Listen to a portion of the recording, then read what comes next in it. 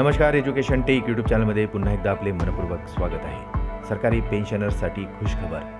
नवीन वर्षात नवा भत्ता लागू होणार, तर पेन्शनर्सच्या हातात अधिक पेन्शन मिळणार. चला तर पाहूया ही सविस्तर बातमी. त्यापूर्वी चॅनलला नवीन असाल तर सबस्क्राईब करायला विसरू नका. नवनवीन अपडेट मिळविण्यासाठी बेल आयकॉनला प्रेस करायला सुद्धा विसरू नका. ही आनंदाची बातमी आपल्या सहकारी मित्रांना शेअर करायला सुद्धा विसरू नका.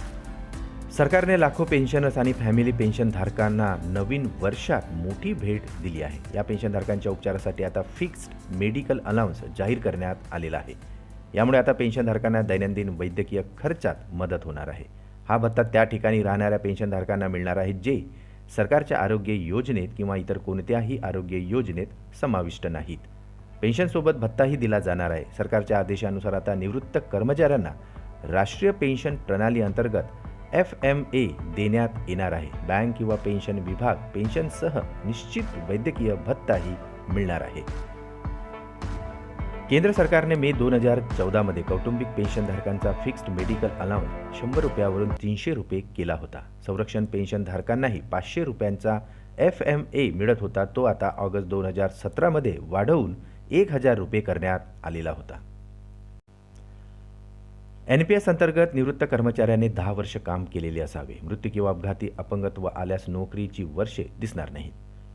FMA मिळणारे पेन्शनधारक दरवर्षी नोव्हेंबरमध्ये डिजिटल किंवा फिजिकल लाईफ सर्टिफिकेट सादर करावे लागेल. पेन्शनधारकांनी नोव्हेंबरमध्ये हयातीचा दाखला सादर केल्यानंतर जानेवारीपासून वैद्यकीय भत्ता मिळण्यासही सुरुवात होईल. पेन्शनर किंवा कौटुंबिक पेन्शनधारकाचा मृत्यू झाल्यास कुटुंबातील सदस्य मृत्यू प्रमाणपत्रासह बँक किंवा पेन्शन कार्यालयाला कळवतील. मार्चच्या पहिल्या आठवड्यात बँका 3 महिन्यांचा भत्ता देतील. हा भत्ता डिसेंबर ते फरवरी या कालावधीमध्ये असणार आहे.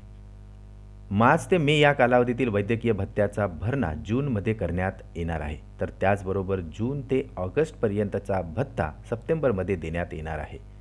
त्याचबरोबर सप्टेंबर ते नोव्हेंबर हा भत्ता डिसेंबरच्या पहिल्या आठवड्यात पेन्शनधारकांना देण्यात येणार आहे. केंद्र सरकारच्या आरोग्य सेवा योजनेच्या कक्षेबाहेर राहणाऱ्या पेन्शनधारकांना फिक्स्ड मेडिकल अलाउन्स उपलब्ध आहे. म्हणजेच CGSS सेवेअंतर्गत रुग्णालय किंवा नर्सिंग होम नाहीत.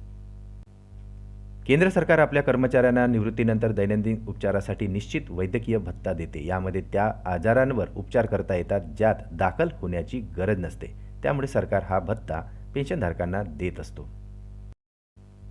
पुन्हा भेटू आमच्या यूट्यूब चॅनलमध्ये नवीन अपडेट्ससह. तोपर्यंत आनंदी राहा, काळजी घ्या. नमस्कार.